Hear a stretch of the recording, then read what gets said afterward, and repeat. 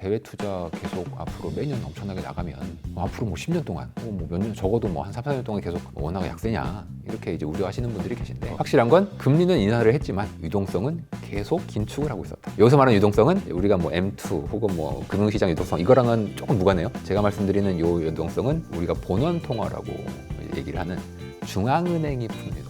9월부터 특히 시장은 기대를 많이 했는데, 시장의 기대가 뭐 이상했냐? 아니요, 합리적이었죠. 고용이 나빠졌잖아요. 그러니까 당연히 연준도 비둘기겠거니 이렇게 생각했는데, 이제 왜 시장은 과의 생각과는 다르게 연준은 이제 매파적이냐? 일단 결론을 말씀드리면 연준은 고용을 나쁘다고 생각하지 않습니다.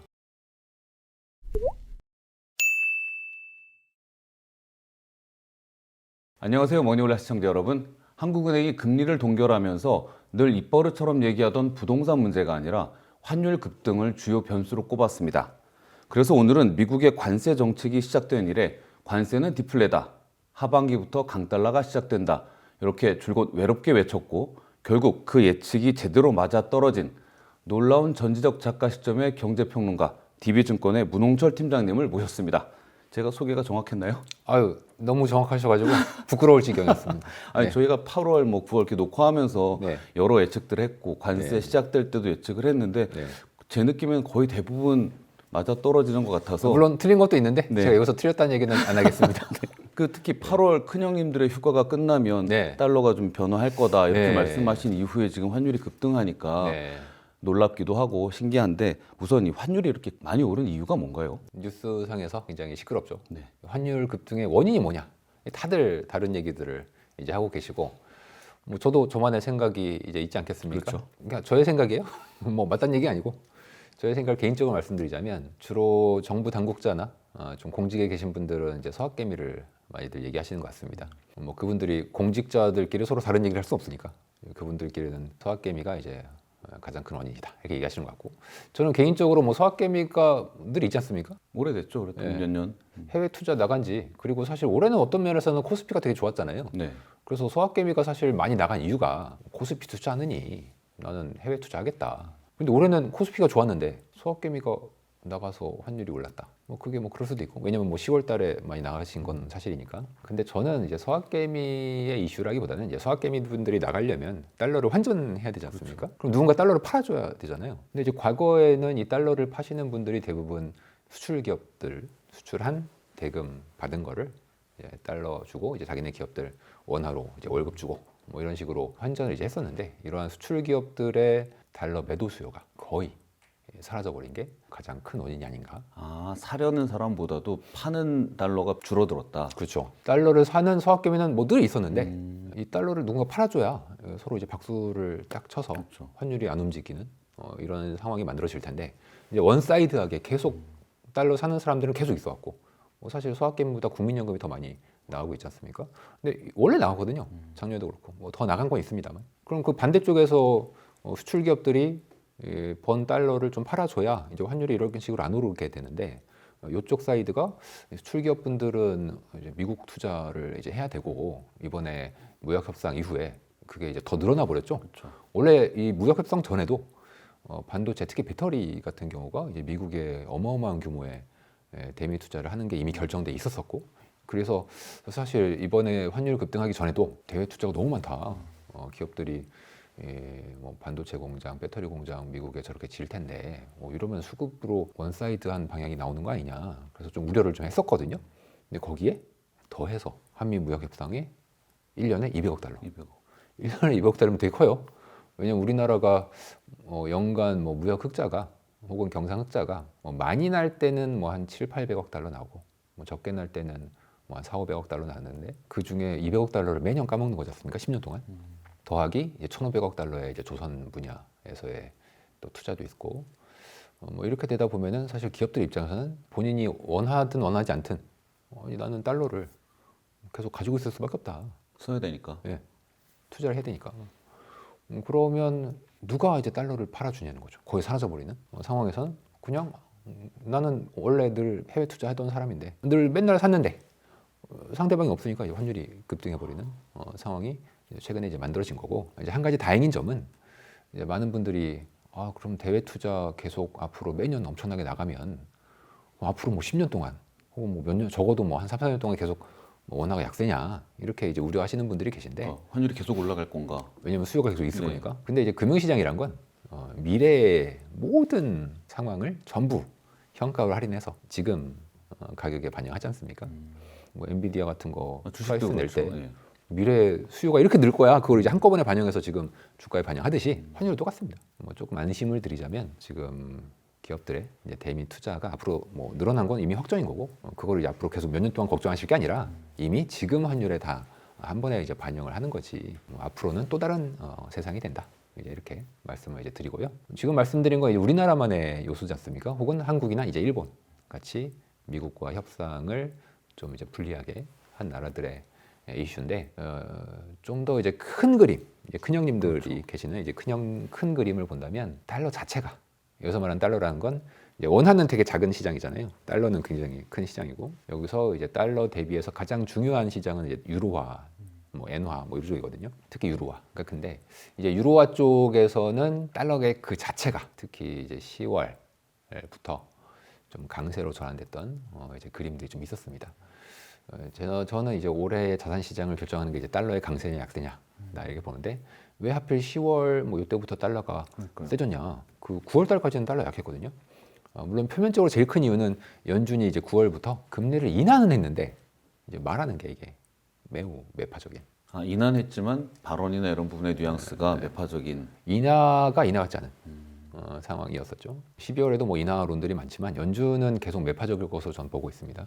이제 그러다 보니까 달러가 올해 고용도 완전히 박살나고 있고 미국 경제도 뭐 둔화가 된다고 하고 소비 심리가 뭐 그렇게 좋은 것도 아닌데 작년보다 그러면 달러는 약세 아니야? 이렇게 다 보고 있다가 9월 뭐 이후부터 이제 연준이 좀 태도가 요상하단 말이죠.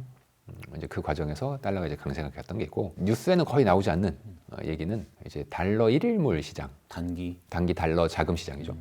이쪽에서는 심지어 기준금리를 2번 인상한 금리가 실제로 거래가 되고 있습니다. 기준금리를 2번 인상한 정도의 금리로 거래가 되고 있다. 예, 실제 그래 거래가 되고 있어요. 노란색 선이 보이실 겁니다. 네네. 보면 얘가 뭐 최근에 좀 올라가고 있죠. 네. 이 노란색이 뭐냐면 우리가 중앙은행이 우리는 기준금리를 얼마로 정할 거야 이렇게 얘기하죠.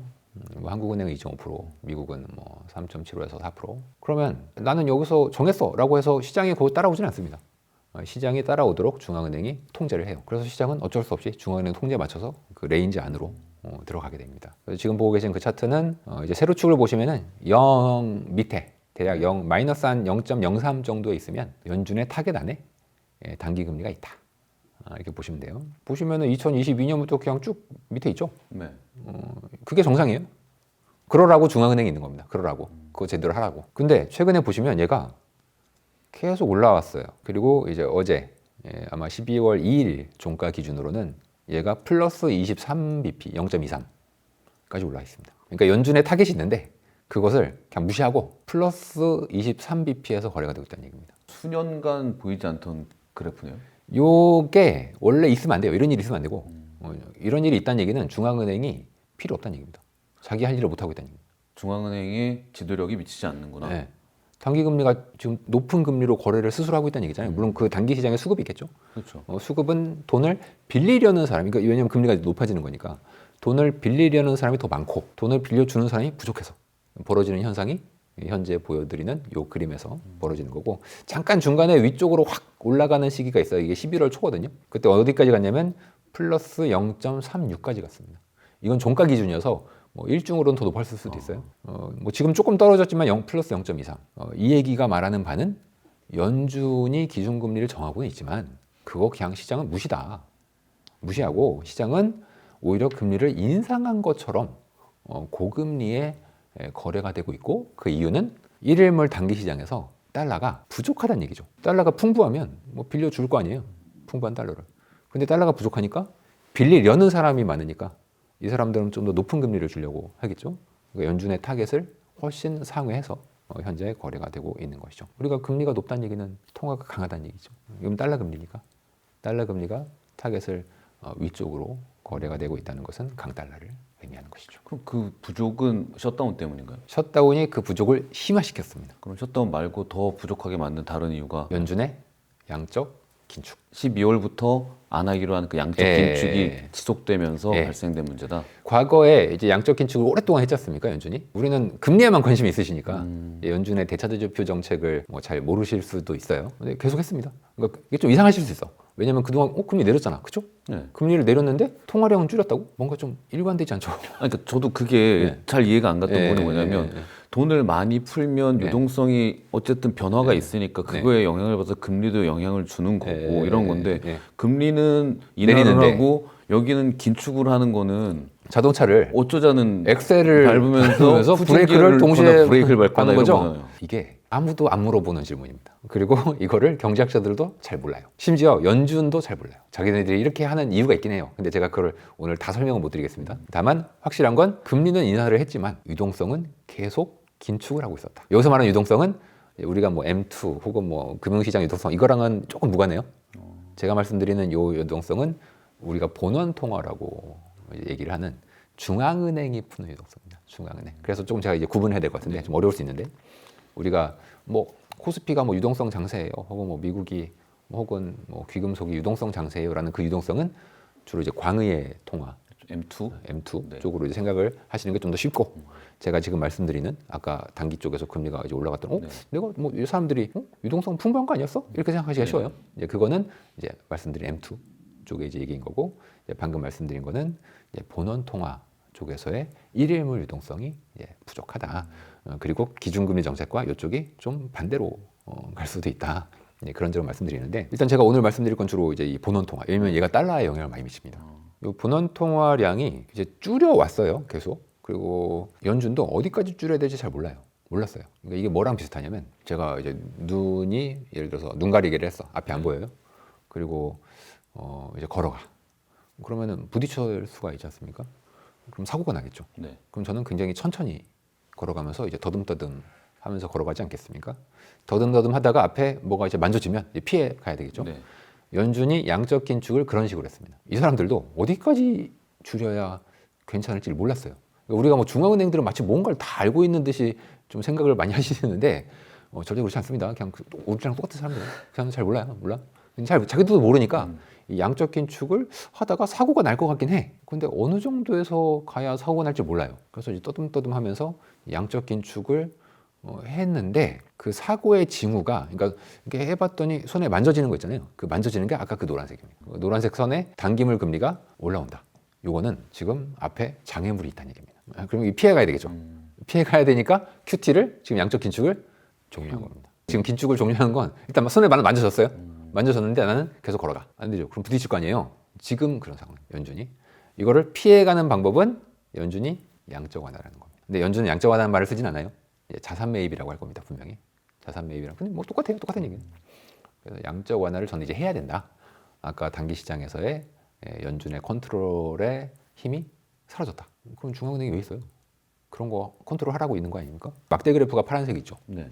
얘가 뭐냐면 제가 이제 스탠딩 레포 퍼실리티다. 우리말이 없어서 제가 영어로 썼습니다. 국채 맡겨놓고 돈 예. 찾아가는 그 비슷한 레포 개념입니다. 그거죠. 이제 더 이제 제가 쉽게 말씀드리면 그 은행이 돈이 없어요. 돈 좀 빌려주세요.라고 연준에 다른 한테 빌리는 게 아니라 연준에 가서 돈 좀 빌려달라고 하는 겁니다. 왜냐면 연준은 돈을 찍어낼 수 있으니까. 그래서 연준한테 가면 그럼 이 얘기는 뭐냐면 심각하다는 얘기입니다. 옆에 있는 은행들도 지금 다 돈이 없다는 얘기예요. 스탠딩 레포를 그 아까 그림을 잠깐 보시면은 계속 없다가 네. 최근에 올라오죠. 그게 얘가 지금 죽겠다는 얘기입니다.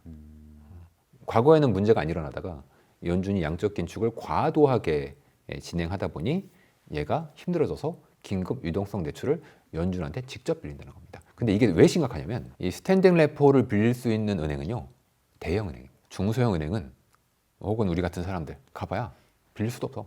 빌려주지도 않아요.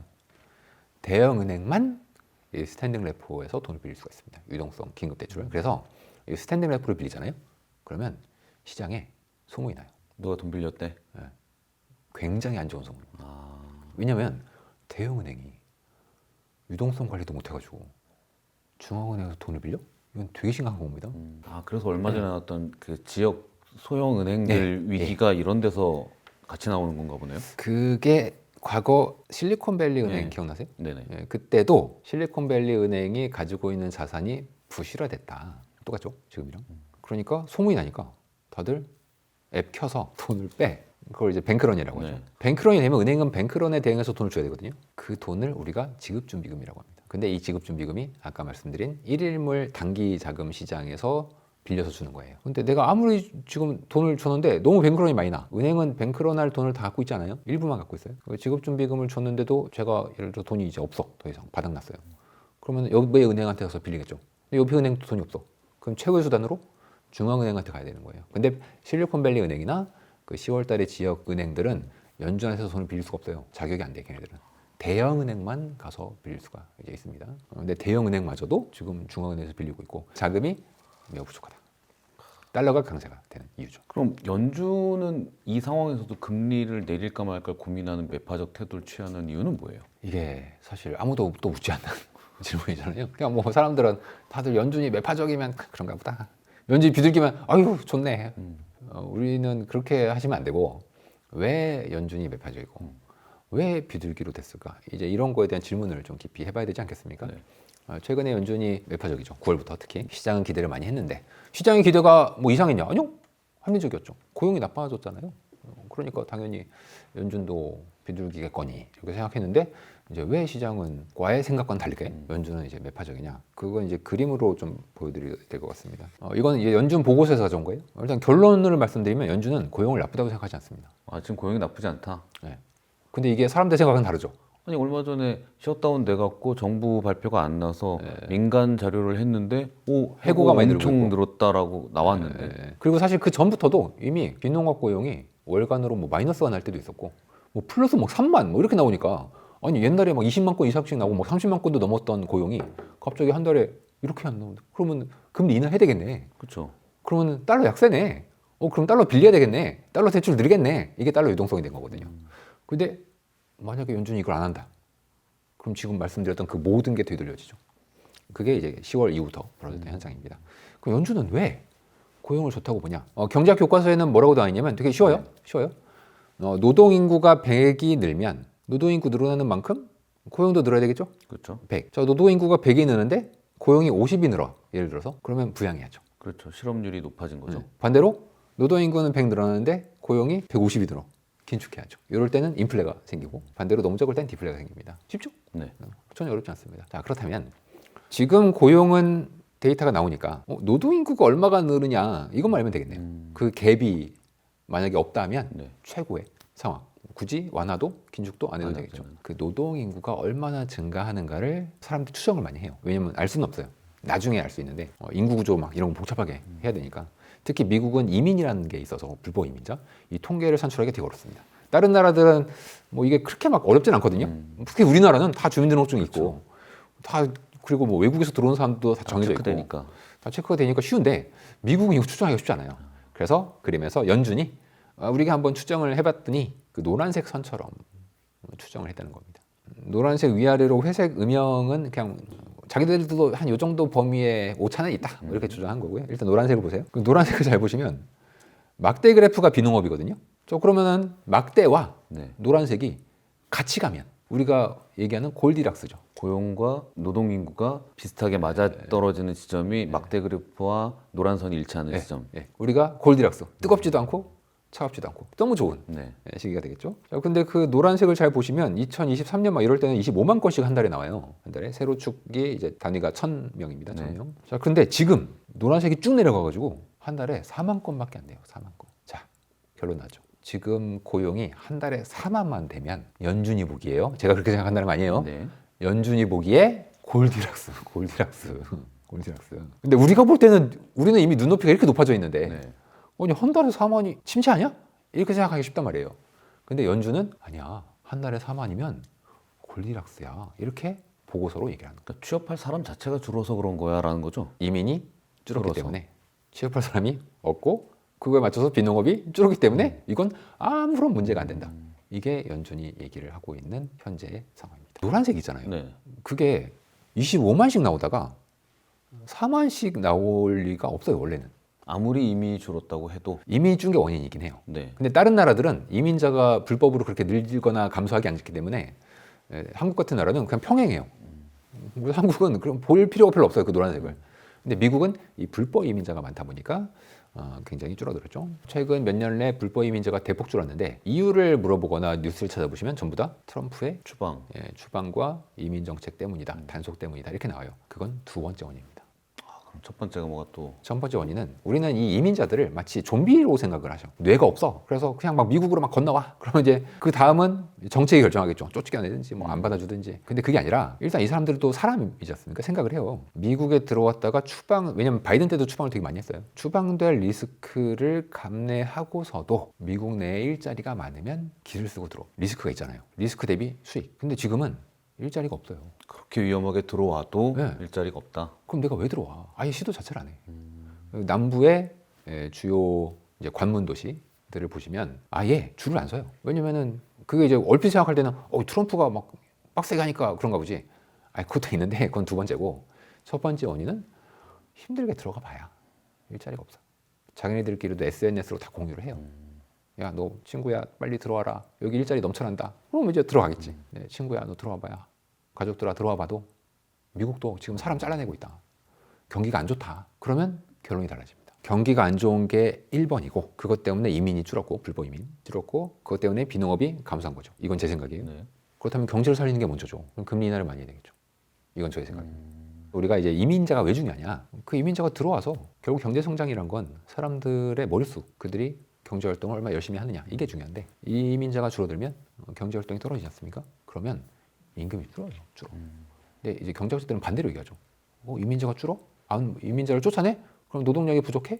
노동력이 부족해? 임금이 올라? 그럼 인플레 이렇게 주장을 하는데 네. 아니에요. 그거는 일할 사람이 없으면. 노동수요가 무한대일 때만 맞는 말입니다. 이 관세랑 똑같아 생각이. 관세를 매기면 물건 가격이 올라가니까 인플레. 이러려면 중요한 전제가 물건에 대한 수요가 무한대. 계속 있어야 된다. 무한대야 돼. 근데 세상은 그렇게 움직이잖아요. 마찬가지로 임금도 똑같습니다. 노동 수요가 무한대해야만 현재 트럼프 정부의 이민 정책이 임금을 상승시키는 거고 실제로는 역사적으로 보면 오히려 인구가 감소하면서 디플레이셔너리한 월급이 감소하게 됩니다. 왜 임금이 떨어지냐? 네. 자, 잘 생각해 보세요. 자, 이건 제가 이따 그래프로 보여드리겠습니다. 그 전에 그냥 상식적으로 생각해 보세요. 이민자가 있어요. 히스패닉 이민자가 미국으로 이제 왔어요. 가족들 데리고 네. 와서 주로 농업이나 이제 건설업 쪽에 취직을 많이 합니다. 취직하면 돈 벌겠죠. 네. 그럼 그 돈 번 걸로 이 사람은 소비를 하죠. 자기 자식들도 먹여 살려야 되고 차도 사야 되고 월세도 내야 되고 식료품점에 가서 음식도 사야 되고 애들 교육도 시켜야 됩니다.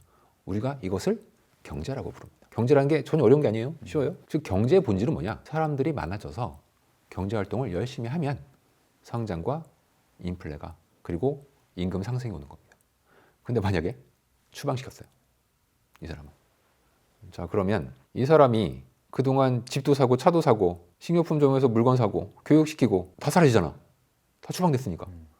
그러면 이 사람이 스스로 집을 사거나 월세를 들으려고 해서 주택 수요가 생겼는데 이 사람이 노동자가 집을 짓다 사람이 노동자가 없어져서 집을 지을 사람이 없으니까 임금이 오른다? 이게 말이 돼요?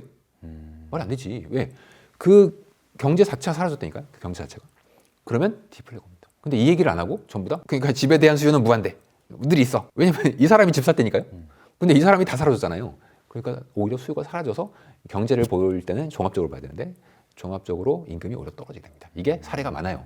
제가 사례 하나 보여드릴까요? 네. 이 사례로 제일 유명한 게 어떤 사례냐면 좀 옛날이에요. 네. 1880년. 당시에 지금보다 훨씬 더 많은 중국인 노동자가 미국의 철도, 서부 철도 시대에 이제 중국인 노동자들이 철도를 다 깔고 이제 서부 지역에 정착을 했어요. 그래서 이 중국인들이 하도 많으니까 싸잖아요. 그래서 서부 지역에서 채용을 많이 했겠죠.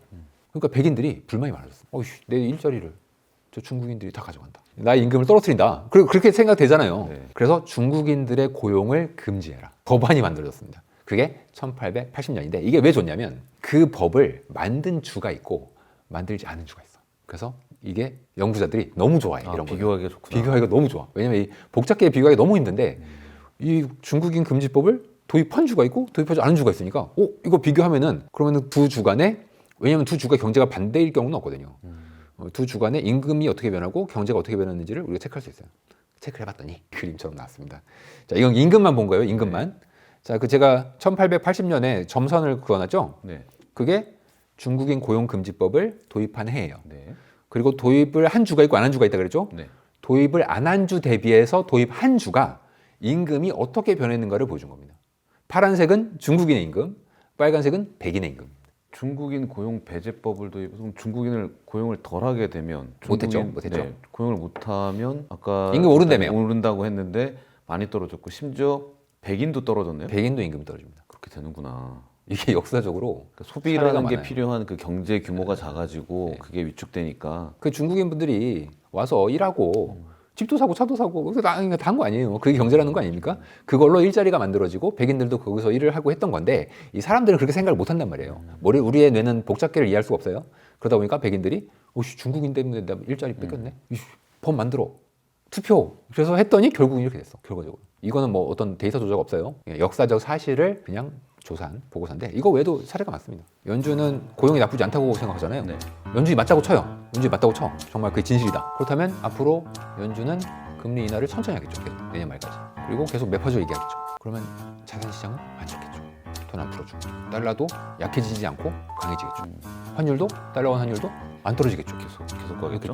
이게 모두가 불행하죠. 근데 한국은 확실하게 맞는 게 뭐가 있냐면 미국과의 이 성장 격차가 환율을 결정해요. 얘는 잘 맞아요. 늘. 그러면 한국이 성장을 못하니까 통화가 약하다. 이렇게 얘기해도 뭐 틀린 말은 아니거든요.